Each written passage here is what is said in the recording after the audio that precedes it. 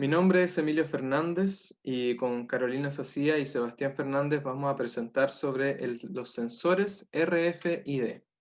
Las tecnologías RFID vienen siendo desarrolladas desde comienzos del siglo XX, principalmente por el Instituto Tecnológico de Massachusetts en Estados Unidos. Uno de los primeros dispositivos considerados como precursores de los sistemas RFID es el endovibrador de Theremin, utilizado para la escucha secreta durante la Segunda Guerra Mundial. Actualmente los sistemas RFID se utilizan en trazabilidad de cadenas de suministros, en chips para mascotas, bibliotecas, trazabilidad de animales, etc.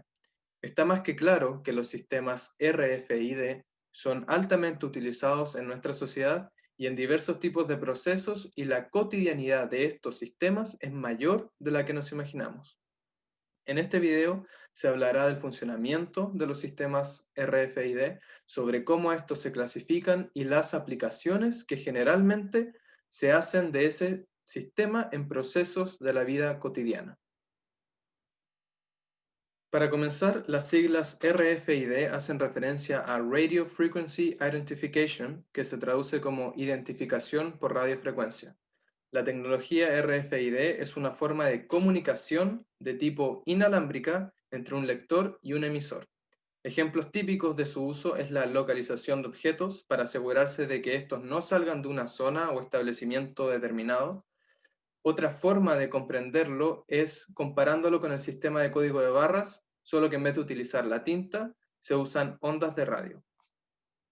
El funcionamiento del sistema RFID consiste en una etiqueta que contiene datos de identificación del objeto al que se encuentra adherida, y ésta genera una señal de radiofrecuencia con aquellos datos.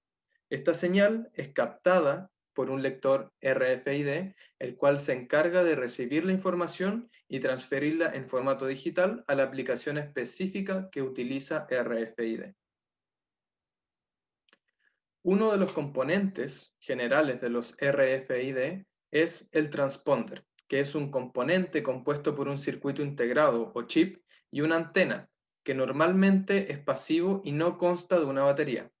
Los transponders pueden ser de dos tipos: de lectura solamente o de lectura y escritura. En segundo lugar, se encuentra el lector, que está constituido por un circuito emisor de energía electromagnética a través de una antena y una electrónica que recibe la información enviada por el transponder para posteriormente ser codificada. A continuación, abordaremos la idea de los tipos de etiqueta en sistemas RFID. En primer lugar, encontramos las etiquetas de tipo activas, las cuales poseen su propia fuente de energía. Vale decir, estas etiquetas llevan incorporada su propia fuente de la cual se alimentan. A su vez, pueden transmitir activamente al lector. Estas etiquetas usualmente son etiquetas de lectura-escritura grandes, caras, y que tienen una vida limitada, una vida útil de aproximadamente 10 años. En segundo lugar, encontramos las etiquetas más comunes, por decirlo de alguna manera, las cuales son las etiquetas pasivas. Estas, en cambio, hablando en comparación a las primeras, no poseen una fuente de energía y utilizan la petición por radio del lector para obtener la suficiente energía para poder responder. Usualmente son etiquetas de solo lectura. Son más pequeñas, ligeras y en términos económicos son mucho más baratas.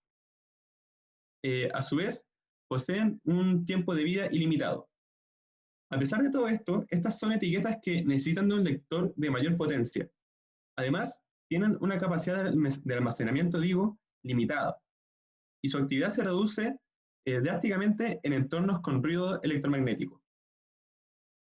Por último, encontramos el tipo de etiqueta semipasiva. Estas poseen una fuente de energía para hacer funcionar el circuito dentro del chip, pero utilizan la energía del lector para poder comunicarse con él. Este es lo especial de estas etiquetas. Ahora bien, podemos clasificar o categorizar estas diferentes etiquetas o dispositivos RFID en base a sus diferentes utilizaciones o aplicaciones, ciertamente hablando.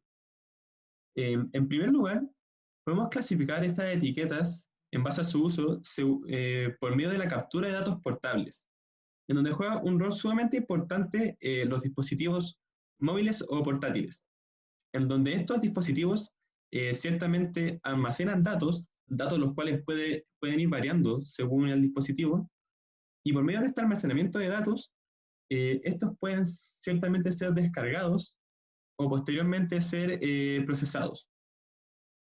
En segundo lugar, podemos evidenciar una categorización en base al sistema de posicionamiento, en donde los objetos etiquetados pueden ciertamente proporcionar una localización automática, apoyando así la navegación de dicho objeto. En tercer lugar, encontramos la clasificación en base al sistema en red. La base se caracteriza por tener los lectores situados en posiciones ciertamente fijas y por además utilizarse para detectar el movimiento de los objetos u artículos etiquetados. Finalmente, una última categorización respecto al uso es la vigilancia electrónica de productos en venta pública. Esto es una categorización ciertamente vista de una forma más normal en el día a día, y en donde se colocan etiquetas RFID en los artículos que para su venta, que son ciertamente para la venta al público, y que estos disponen ciertamente de una alarma. En caso de no ser desactivada, esta se dispara en el caso de abandonar el local y no ser ciertamente desactivada. Dentro de las aplicaciones que podemos ver del RFID, encontramos etiquetas que funcionan en alta frecuencia, las cuales se pueden utilizar en bibliotecas para el seguimiento de los libros, como vemos en la imagen, que estos códigos se ponen en la tapa de los libros y se puede llevar un diagnóstico de cuándo la gente los pide prestados y cuándo los devuelve, etc.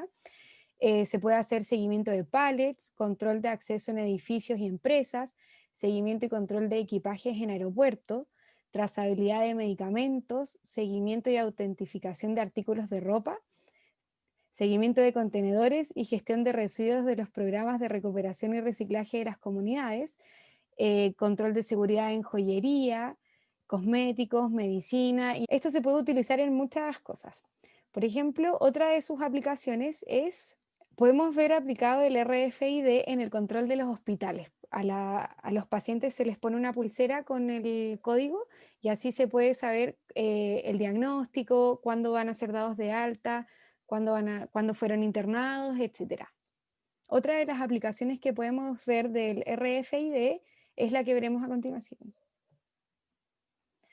El bloqueo de puertas, que esto se ve en las casas, en donde las personas tienen una clave que tiene este sistema integrado para poder entrar a su casa, poner alarmas, etc. Y finalmente vamos a ver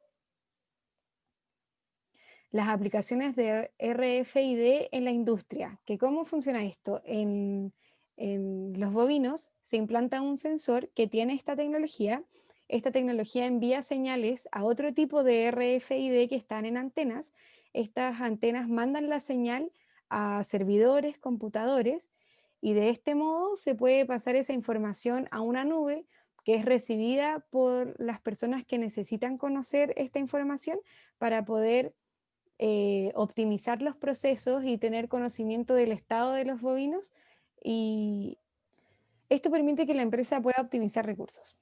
Luego de esta investigación, podemos descubrir que los sensores RFID se encuentran presentes en nuestra vida cotidiana y de hecho ayudan a que muchos sectores puedan optimizar sus procesos.